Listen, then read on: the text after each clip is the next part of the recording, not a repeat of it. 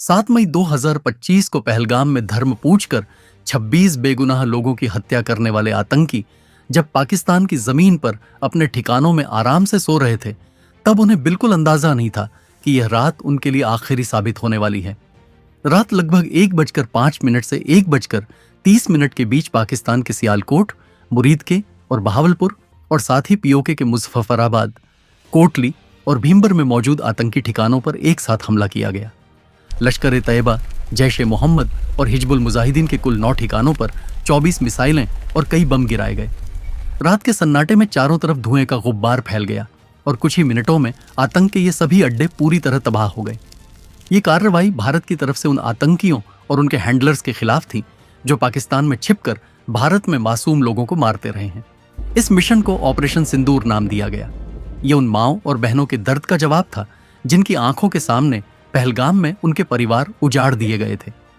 Operation सिंदूर को आतंकवाद के खिलाफ भारत की अब तक की सबसे बड़ी सैन्य कार्रवाई माना जा रहा है। पहली बार भारत ने अंतर्राष्ट्रीय सीमा से करीब 100 किलोमीटर अंदर जाकर आतंकी ठिकानों को निशाना बनाया। इस ऑपरेशन में 100 से ज्यादा आतंकियों के मारे जाने की जानकारी सामने आई। इनमें जैश-ए-मोहम्मद के चीफ मसूद अजहर के परिवार के 10 लोग और उसके 4 करीबी सहयोगी शामिल थे। यह हमला इतना जोरदार था कि सैकड़ों बेगुनाह लोगों की मौत का जिम्मेदार मसूद अजहर खुद टूट गया और यह कहते हुए सुना गया कि काश वह भी इस हमले में मारा गया होता। अब सवाल यह था कि भारत ने पाकिस्तान के अंदर इतना बड़ा ऑपरेशन कैसे किया, इसकी प्लानिंग कैसे हुई और इसके बाद हालात कैसे बदले। आतंकी ठिकाने तबाह होने के बाद पाकिस्तान ने घबराकर भारत के सिविलियन इलाकों और सैन्य ठिकानों को नुकसान पहुंचाने की कोशिश की, लेकिन वह इसमें पूरी तरह नाकाम रहा। इसके जवाब में भारतीय सशस्त्र बलों ने पाकिस्तान के 11 एयरबेस पर कड़ी कार्रवाई की। इससे पाकिस्तान को भारी नुकसान हुआ और उसे पीछे हटने पर मजबूर होना पड़ा। पहलगाम हमले को अंजाम देने वाले 4 आतंकी हमले के बाद जंगलों में भाग गए, लेकिन भारत ने साफ कहा कि इस हमले के जिम्मेदार लोगों और इसकी साजिश रचने वालों को उनकी सोच से भी बड़ी सजा दी जाएगी। भारत ने यह भी स्पष्ट किया कि यह एक बेहद प्रिसाइज और जॉइंट मिलिट्री ऑपरेशन था जिसमें पाकिस्तान अधिकृत जम्मू कश्मीर में मौजूद 9 बड़े आतंकी कैंपों को निशाना बनाया गया। इसका मकसद सिर्फ पहलगाम हमले के पीड़ितों को न्याय दिलाना था। हमले के बाद पाकिस्तान की ओर से रात के अंधेरे में ड्रोन भेजे गए, लेकिन भारतीय सेना ने तुरंत कार्रवाई करते हुए करीब 50 ड्रोन को हवा में ही नष्ट कर दिया। इसके साथ ही देशवासियों को भरोसा दिलाया गया कि मातृभूमि पर किसी भी तरह का हमला सफल नहीं होने दिया जाएगा। इसी दौरान लाहौर में मौजूद पाकिस्तान का एयर डिफेंस रडार और डिफेंस सिस्टम भी भारतीय बलों की कार्रवाई में पूरी तरह निष्क्रिय कर दिया गया। जब पाकिस्तान के आतंकी संगठन लश्कर-ए-तैयबा से जुड़े उसके फ्रंट ग्रुप TRF के 5 से 6 आतंकियों ने पहलगाम की बैसरण घाटी को पूरी तरह दहशत में बदल दिया। आतंकियों ने वहां मौजूद लोगों को रोका, उनसे उनका धर्म पूछा और जैसे ही किसी ने खुद को हिंदू बताया, उसे गोली मार दी गई। वे यहीं नहीं रुके। आतंकियों ने पुरुषों से उनकी धार्मिक पहचान साबित करने के लिए कलमा पढ़ने को कहा। जो लोग कलमा नहीं पढ़ पाए, उन्हें बेरहमी से मार दिया गया। इस तरह सिर्फ धर्म के आधार पर 26 बेगुनाह पुरुषों की जान ले ली गई।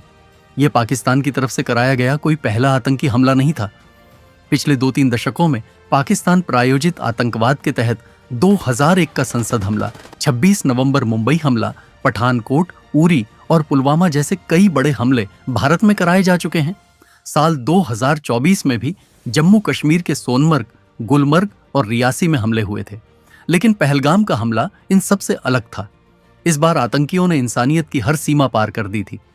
धर्म के आधार पर की गई इन हत्याओं ने भारत की सहनशक्ति की हद भी पार कर दी। वहीं दूसरी तरफ पाकिस्तान ने हमेशा की तरह वही पुराना खेल शुरू कर दिया। कभी उसने पहलगाम हमले में शामिल आतंकियों को फ्रीडम फाइटर्स बताया, तो कभी भारत पर ही आरोप लगाने लगा। इस बार भारत सरकार ने पाकिस्तान से सिर्फ बयानबाजी करने के बजाय ठोस कदम उठाने का फैसला किया। सबसे पहले डिप्लोमेटिक स्तर पर ऐसे फैसले लिए गए जो पहले कभी नहीं किए गए थे। भारत ने इंडस वाटर ट्रीटी को सस्पेंड कर दिया। पाकिस्तान की करीब 80% सिंचाई योग्य जमीन इंडस नदी और उसकी सहायक नदियों के पानी पर निर्भर है, जिसे वहां की लाइफलाइन माना जाता है। भारत के पास अब यह अधिकार था कि वह इन नदियों के पानी को रोके या बिना किसी चेतावनी के एक साथ पानी छोड़े। इससे पाकिस्तान को कभी सूखे और कभी बाढ़ जैसी स्थिति का सामना करना पड़ सकता है। इसके अलावा अटारी चेकपोस्ट को बंद किया गया, SVS वीजा रद्द किए गए और पाकिस्तान के खिलाफ 4 और सख्त फैसले लिए गए। पाकिस्तान के सेलिब्रिटीज, क्रिकेटर, मीडिया हाउस और सरकार से जुड़े सोशल मीडिया अकाउंट्स को भारत में बैन कर दिया गया। OTT प्लेटफॉर्म्स से भी सभी पाकिस्तानी फिल्में, शो और गाने हटाने का आदेश दिया गया। इस बार भारत साफ तौर पर पाकिस्तान के आतंकवाद पर हमेशा के लिए फुल स्टॉप लगाना चाहता था। इसलिए एक तरफ जहां पाकिस्तान को अंतर्राष्ट्रीय स्तर पर अलग थलग करने के लिए कूटनीतिक कदम उठाए जा रहे थे, वहीं दूसरी तरफ आतंकियों के खिलाफ सैन्य ऑपरेशन की योजना को लेकर हाई लेवल मीटिंग्स लगातार चल रही थीं। प्रधानमंत्री नरेंद्र मोदी पहले ही बिहार की एक जनसभा में साफ शब्दों में कह चुके थे कि इस हमले में शामिल आतंकियों और इसकी प्लानिंग करने वालों को उनकी कल्पना से भी कहीं बड़ी सजा दी जाएगी। 2016 की सर्जिकल स्ट्राइक और 2019 की बालाकोट एयर स्ट्राइक के बाद पाकिस्तान को अच्छी तरह समझ आ चुका था कि भारत जरूरत पड़ने पर सैन्य कार्रवाई करने से पीछे नहीं हटता। इसी डर की वजह से पहलगाम हमले के बाद पाकिस्तान को आशंका थी कि इस बार भी भारत जवाबी कार्रवाई करेगा। इसी बीच वह LOC पर लगातार फायरिंग करके माहौल बिगाड़ने की कोशिश करने लगा। उसका मकसद साफ था, तनाव बढ़ाकर विदेशी ताकतों का ध्यान खींचना, ताकि न्यूक्लियर वॉर का डर दिखाकर भारत पर दबाव बनाया जा सके और उसे किसी कार्रवाई से रोका जा सके। लेकिन भारत ने इन चालों की परवाह नहीं की। पहलगाम हमले के बाद भारत पूरी गंभीरता से आतंकियों के खिलाफ एक बड़े ऑन ऑपरेशन की तैयारी में जुट चुका था। 19 अप्रैल को दिल्ली में एक हाई लेवल मीटिंग हुई। इस मीटिंग में प्रधानमंत्री नरेंद्र मोदी, रक्षा मंत्री राजनाथ सिंह, राष्ट्रीय सुरक्षा सलाहकार Ajit Doval, chief of defence staff general Anil Chauhan और तीनों सेनाओं के प्रमुख मौजूद थे। इस बैठक में प्रधानमंत्री मोदी ने साफ कहा कि आतंकवाद को खत्म करने के लिए सेनाएं जो जरूरी समझें वह कदम उठाएं। उन्हें पूरी छूट दी गई। इसके बाद भारतीय सेनाओं ने फैसला किया कि पाकिस्तान अधिकृत जम्मू कश्मीर में मौजूद आतंकी ठिकानों पर एक बड़ी एयर स्ट्राइक की जाएगी। मकसद साफ था, उन ठिकानों को खत्म करना जहां बैठकर भारत पर हमलों की साजिश रची जाती थी और जहां आतंकियों को ट्रेनिंग दी जाती थी। इस काम में खुफिया एजेंसियां भी पूरी ताकत से जुट गईं। रॉ और NTRO ने पाकिस्तान और POK में मौजूद आतंकी ठिकानों की रियल टाइम जानकारी जुटानी शुरू कर दी। हर एजेंसी, हर अफसर अपना सबसे बेहतर देने में लगा हुआ था। सभी के मन में एक ही बात थी, पहलगाम हमले के दोषियों और उनके अड्डों को खत्म करना। ऑन ऑपरेशन से जुड़ी कोई भी जानकारी बाहर न जाए, इसके लिए पूरी गोपनीयता बरती जा रही थी। बहुत कम समय में रॉ और NTRO ने कुल 21 आतंकी ठिकानों की पूरी जानकारी इकट्ठा कर ली और ये इनपुट्स प्लानिंग टीम को दे दिए गए। इन 21 में से 9 सबसे अहम और खतरनाक ठिकानों को चुना गया। यही वो जगह थीं जहां से पुलवामा, 26 नवंबर और पहलगाम जैसे बड़े हमलों की साजिश रची गई थी। इन 9 ठिकानों पर लगातार नजर रखी जाने लगी। उन्हें पूरी तरह सर्विलांस में रखा गया। NSA अजीत डोभाल ने इन 9 टारगेट्स को फाइनल किया और 5 मई तक पूरे ऑन ऑपरेशन का ब्लूप्रिंट तैयार कर लिया। इसके बाद उन्होंने प्रधानमंत्री मोदी से मिलकर ऑन ऑपरेशन की मंजूरी मांगी। प्रधानमंत्री मोदी ने बिना देर किए इन 9 आतंकी ठिकानों पर कार्रवाई की मंजूरी दे दी। पहलगाम में आतंकियों ने हिंदू महिलाओं का सुहाग उजाड़ा था। उसी दर्द और उसी न्याय की भावना से इस मिशन का नाम रखा गया ऑपरेशन सिंदूर। ऑपरेशन शुरू करने से पहले हर छोटी बड़ी डिटेल को ध्यान से चेक किया गया। हर संभावित जोखिम का पूरा आकलन किया गया ताकि किसी भी तरह की गलती की कोई गुंजाइश न रहे। इस मिशन के लिए फाइटर जेट्स की एक मजबूत टीम बनाई गई। इसमें रफाल, मिराज और सुखोई 30 MKI जैसे एडवांस और लॉन्ग रेंज स्ट्राइक करने वाले फाइटर जेट्स शामिल थे। इन सभी एयरक्राफ्ट को भारतीय एयर स्पेस में रहकर ही ऑपरेशन करना था।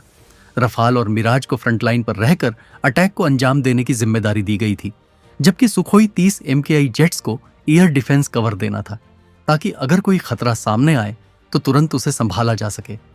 ऑन ऑपरेशन में हाई प्रिसीजन और लॉन्ग रेंज हथियारों का इस्तेमाल किया जाना था। इनमें स्कैल्प, ब्रह्मोस और हैमर जैसे आधुनिक हथियार शामिल थे। स्कैल्प एक क्रूज मिसाइल है जो करीब 550 किलोमीटर दूर मौजूद लक्ष्य को पिन पॉइंट एक्यूरेसी के साथ नष्ट कर सकती है। ये बहुत लो एल्टीट्यूड पर उड़ती है, जिससे दुश्मन का रडार इसे आसानी से डिटेक्ट नहीं कर पाता। ब्रह्मोस एक सुपरसोनिक क्रूज मिसाइल है जिसे भारत और रूस ने मिलकर विकसित किया है। इसे जमीन, समुद्र या हवा किसी भी प्लेटफॉर्म से लॉन्च किया जा सकता है। इसकी गति ध्वनि की रफ्तार से करीब 3 गुना ज्यादा होती है और यह लगभग 500 किलोमीटर तक मार कर सकती है। इसके अलावा फ्रांस की तकनीक से बना हैमर बम भी इस्तेमाल किया जाना था। यह बम 250 से 1000 किलो तक का पेलोड ले जा सकता है और बिना जीपीएस सिग्नल के भी करीब 70 किलोमीटर दूर के लक्ष्य को नष्ट कर सकता है। ऑन ऑपरेशन में स्पाइस 2000 बम का इस्तेमाल भी तय था। इस मिशन में कामिकाजे ड्रोन भी एक अहम भूमिका निभा रहे थे। ऑन ऑपरेशन से पहले ये ड्रोन दुश्मन की सीमा में घुसकर लगातार निगरानी कर रहे थे। इससे ऑन ऑपरेशन टीम को रियल टाइम और सटीक जानकारी मिल रही थी ताकि किसी भी तरह की गलती न हो। भारत ने जिन 9 सबसे महत्वपूर्ण टारगेट्स को चुना था, उनमें से 5 पीओके में एलओसी से सिर्फ कुछ किलोमीटर की दूरी पर थे। बाकी 4 टारगेट्स पाकिस्तान के अंदर अंतर्राष्ट्रीय सीमा से 6 किलोमीटर से लेकर करीब 100 किलोमीटर तक भीतर मौजूद थे। भारतीय वायुसेना के साथ साथ भारतीय सेना और भारतीय नौसेना को भी स्टैंड बाय पर रखा गया था ताकि ऑन ऑपरेशन के बाद अगर जमीन या समुद्र पर कोई संघर्ष होता है तो तुरंत जवाब दिया जा सके। 6 और 7 मई की दरमियानी रात रफाल, सुखोई 30 MKI और मिराज फाइटर जेट्स मिसाइलों और बमों से लैस होकर भारतीय सीमा के अंदर ही अपने अपने टारगेट से सुरक्षित दूरी पर पोजीशन ले चुके थे। रात का अंधेरा फैला हुआ था, चारों तरफ पूरी खामोशी थी। पीओके और पाकिस्तान में बैठे आतंकी जो कुछ दिन पहले भारत के मासूम लोगों की जान ले चुके थे, बेखबर होकर सो रहे थे। उन्हें बिल्कुल अंदाजा नहीं था कि यह रात उनके लिए आखिरी साबित होने वाली है। रात के 1 बजे के बाद जब चारों तरफ पूरी तरह सन्नाटा था, उसी वक्त भारत की तरफ से पहला हमला शुरू हुआ। सबसे पहले पीओके की राजधानी मुजफ्फराबाद में मौजूद लश्कर-ए-तैयबा के सवाई नाला ट्रेनिंग कैंप को निशाना बनाया गया। यही वो जगह थी जहां ट्रेनिंग लेकर आए आतंकियों ने 2024 में सोनमर्ग और गुलमर्ग में और 22 अप्रैल 2025 को पहलगाम में भारत के निर्दोष लोगों की जान ली थी। जैसे ही सर्विलांस ड्रोन से ग्रीन सिग्नल मिला, भारतीय फाइटर जेट्स ने मिसाइलें और बम दागने शुरू कर दिए। कुछ ही सेकंड में सवाई नाला कैंप की इमारतें आग के गोले में बदल गईं। चारों तरफ तेज धमाकों की आवाज गूंज उठी और आसमान काले धुएं से भर गया। कई आतंकी वहीं मारे गए और जो बचने की कोशिश कर रहे थे वे गिरती इमारतों के मलबे में दब गए। इसके बाद अगला टारगेट पीओके के मुजफ्फराबाद में ही एलओसी से करीब 15 किलोमीटर दूर मौजूद जैश-ए-मोहम्मद का सैयदना बिलाल कैंप था। यह जैश का रहने और ट्रेनिंग का इलाका था, जहां नए भर्ती आतंकियों को हथियार चलाना, विस्फोटक बनाना और फिदायीन हमलों की ट्रेनिंग दी जाती थी। तीसरा टारगेट एलओसी से करीब 30 किलोमीटर दूर पीओके के कोटली इलाके में मौजूद लश्कर-ए-तैयबा का गुलपुर कैंप था। इसी कैंप से ट्रेनिंग लेकर आए आतंकियों ने अप्रैल 2023 और जून 2024 में पुंछ में तीर्थयात्रियों से भरी बसों पर हमला किया था। सैयदना बिलाल कैंप और गुलपुर कैंप पर मिसाइलों और बमों की लगातार बारिश होने लगी।